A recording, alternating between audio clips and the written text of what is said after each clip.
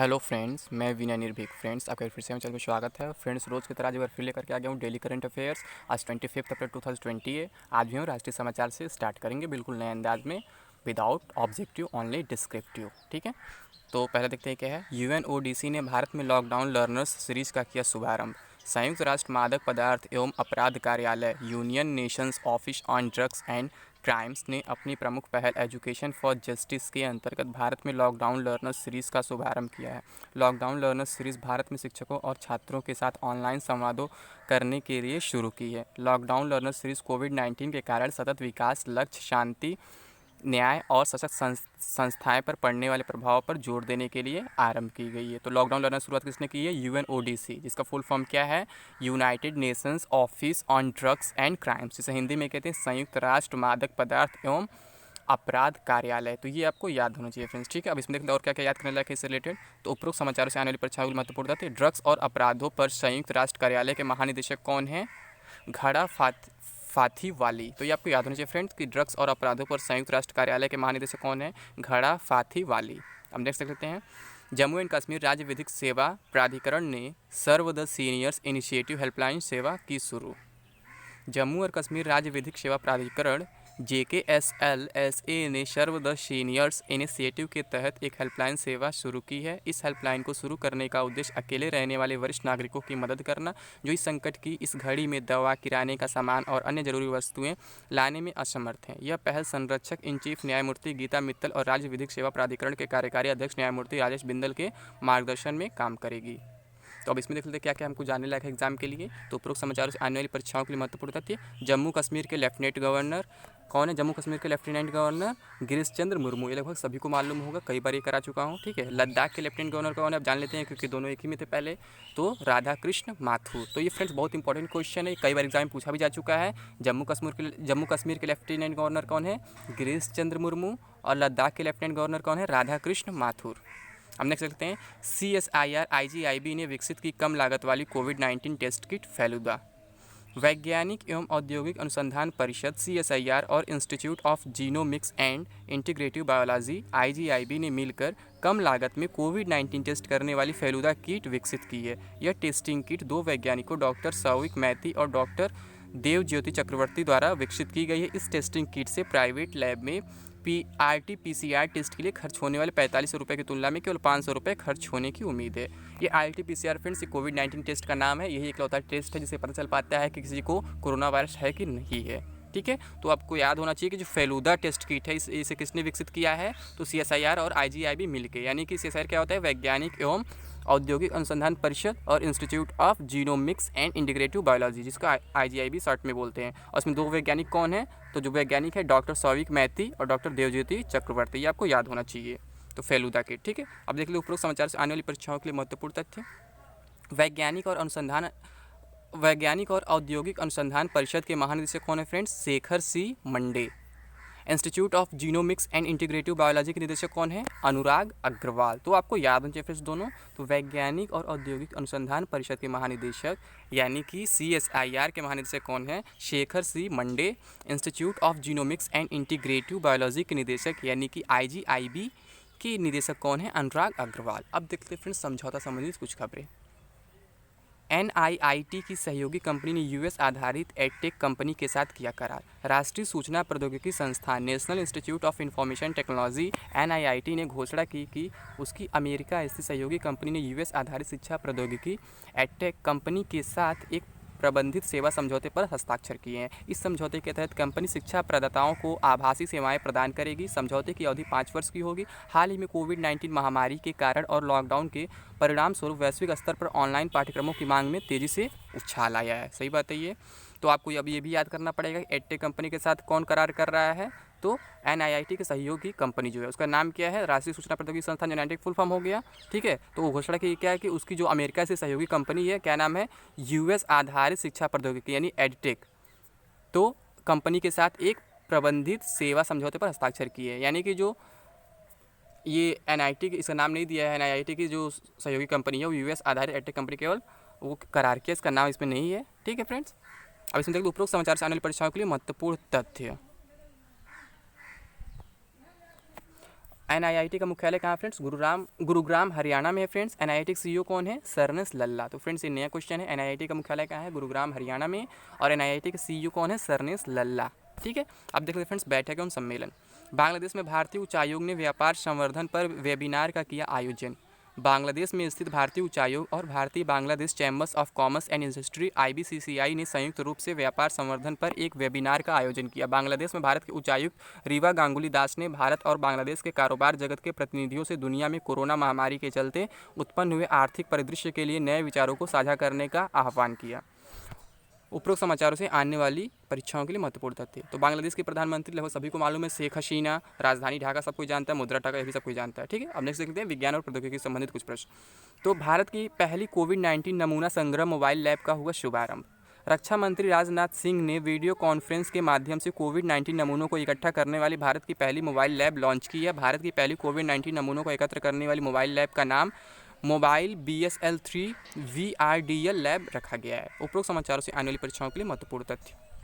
रक्षा अनुसंधान और विकास संगठन के अध्यक्ष जी सतीश रेड्डी, ये फ्रेंड्स डेली जा रहा है, यानी कि इंपॉर्टेंट हो सकता है एग्जाम के लिए। DRDO का मुख्यालय कहाँ पे है? नई दिल्ली में, सभी लोग जानते हैं। अब देखते हैं फ्रेंड्स खेल समाचार। वर्ल्ड गेम्स के 2022 संस्करण का नया लोगो किया गया जारी। अमेरिका के बर्मिंघम अलाबामा में आयोजित होने वाले वर्ल्ड गेम्स के 11वें संस्करण को कोरोना वायरस महामारी के कारण 1 साल के लिए स्थगित करने के बाद इसके नए लोगो और टाइटल का अनावरण किया गया है। वर्ल्ड गेम्स को पहले जुलाई 2021 में आयोजित किया जाना था, लेकिन अब ये 7 से 17 जुलाई 2022 तक आयोजित किए जाएंगे। तो फ्रेंड्स वर्ल्ड गेम्स भी अब टल चुका है, आप देख रहे हैं। ठीक है, अब आगे देखते हैं उपरोक्त समाचारों से आने वाली परीक्षाओं के लिए महत्वपूर्ण था। इंटरनेशनल वर्ल्ड गेम्स एसोसिएशन मुख्यालय कहाँ पे है? लॉजेन, स्विट्जरलैंड में। इंटरनेशनल वर्ल्ड गेम्स एसोसिएशन के अध्यक्ष कौन है?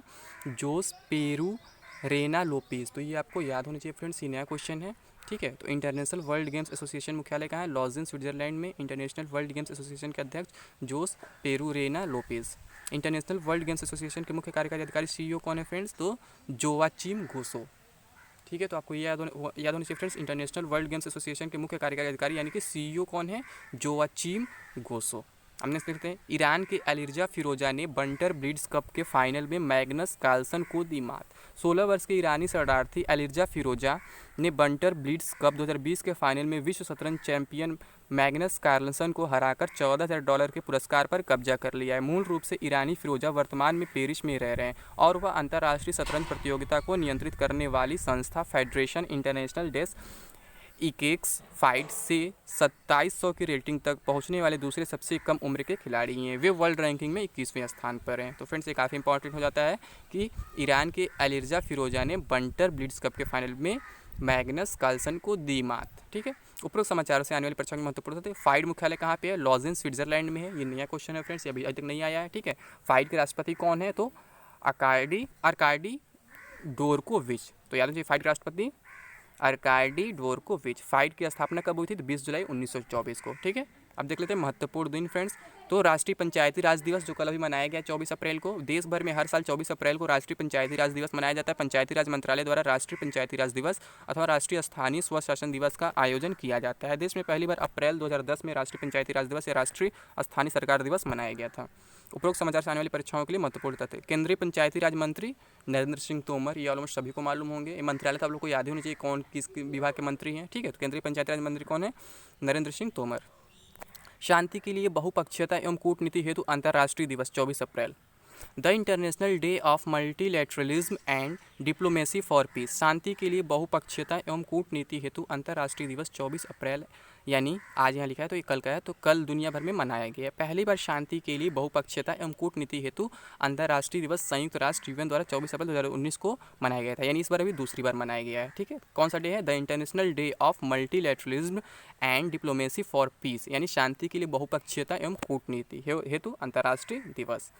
अब इसमें देख लेते हैं उपरोक्त समाचार से आने वाली परीक्षा के लिए महत्वपूर्ण थे। संयुक्त राष्ट्र के महासचिव एंटोनियो गुटेरेस, सभी लोग जानते हैं। संयुक्त राष्ट्र UN अंतर्राष्ट्रीय सहयोग को बढ़ावा देने के लिए 24 अक्टूबर 1945 को अंतर्राष्ट्रीय देशों के बीच स्थापित किया गया एक संगठन, ये भी सब कुछ जानते हैं। और इसका मुख्यालय कहाँ पे है? तो फ्रेंड्स जिनेवा, स्विट्जरलैंड में है। ठीक है, अब नेक्स्ट देखते हैं निधन। जानी मानी रंगमंच कलाकार उषा गांगुली का निधन। जानी मानी रंगमंच निर्देशक, अभिनेता और सामाजिक कार्यकर्ता उषा गांगुली का निधन। उन्हें 1998 में निर्देशन के लिए संगीत नाटक अकादमी पुरस्कार से सम्मानित किया गया था। इसके अलावा उन्हें पश्चिम बंगाल सरकार द्वारा गुड़िया घर नाटक के लिए सर्वश्रेष्ठ अभिनेत्री के रूप में सम्मानित भी किया गया था। उन्हें 1970-1980 के दशक में पश्चिम बंगाल में हिंदी थिएटर का जनक माना जाता है। तो अब ऐसे क्वेश्चन पूछ सकता है कि हाल ही में उषा गांगुली का निधन हो गया, वो क्या थी? तो रंगमंच कलाकार थी, यानी कि निर्देशक भी थी, अभिनेता भी थी और थे मतलब और सामाजिक कार्यकर्ता भी थे। ठीक है, जेंट्स का नाम है, लेडीज़ का नाम लग रहा है उसे देखने से। यहाँ अभिनेत्री लिखा है या थे लिखे, तो फ्रेंड्स सॉरी ये लेडीज़ ही है। ठीक है, तो ये उषा गांगुली जो है लेडीज़ ही है, तो निर्देशक अभिनेत्री हो गया, यहाँ पर अभिनेता लिखा है और सामाजिक कार्यकर्त्री थी। ठीक, नेक्स्ट देखते हैं, उड़ीसा से राज्यसभा सांसद रहे बसंत दास का निधन। उड़ीसा के पूर्व राज्यसभा सदस्य बसंत दास का निधन। वह 1990 से 96 तक जनता दल के उम्मीदवार के रूप में राज्यसभा के लिए चुने गए थे। इसके अलावा 1985 से 90 तक भवानीपटना नगर पालिका के अध्यक्ष भी रहे थे। अब पूछा जा सकता है जो बसंत दास का निधन हुआ कौन थे? तो राज्यसभा सांसद थे जो उड़ीसा से थे। ठीक है, अब देख लेते हैं लास्ट में विविध समाचार। एनबीटी और फिक्की ने कोविड के बाद के प्रकाशन परिदृश्य पर वेबिनार का किया आयोजन। राष्ट्रीय पुस्तक न्यास भारत और भारतीय वाणिज्य एवं उद्योग महासंघ फिक्की ने नई दिल्ली में कोविड के बाद के प्रकाशन परिदृश्य पर एक वेबिनार का आयोजन किया। यह वेबिनार विश्व पुस्तक एवं कॉपीराइट दिवस के अवसर पर आयोजित किया गया था और जिसमें मानव संसाधन विकास मंत्री रमेश पोखरियाल निशंक ने भी हिस्सा लिया। अब देख लेते हैं उपरोक्त समाचारों से आने वाली परीक्षाओं के लिए महत्वपूर्ण है। नेशनल बुक ट्रस्ट एनबीटी के अध्यक्ष कौन है? प्रोफेसर गोविंद प्रसाद शर्मा। ये नया है, आप लोग को याद करना पड़ेगा। नेशनल बुक ट्रस्ट एनबीटी के अध्यक्ष प्रोफेसर गोविंद प्रसाद शर्मा और एक केंद्रीय मानव संसाधन विकास मंत्री। ये तो डेली आ रहे हैं न्यूज़ में, इसमें कोई शक नहीं है। ये तो बहुत मतलब आसान हो गया आप लोग के लिए। अब डेली अगर आप मेरा वीडियो देख रहे हो तो केंद्रीय मानव संसाधन विकास मंत्री कौन है? श्री रमेश पोखरियाल निशंक। अब देख लेते हैं लास्ट में विश्व पुस्तक दिवस के अवसर पर शुरू किया गया। फ्रेंड्स टाइपिंग छूट गई है। तो फ्रेंड्स आज के लिए बस इतना ही।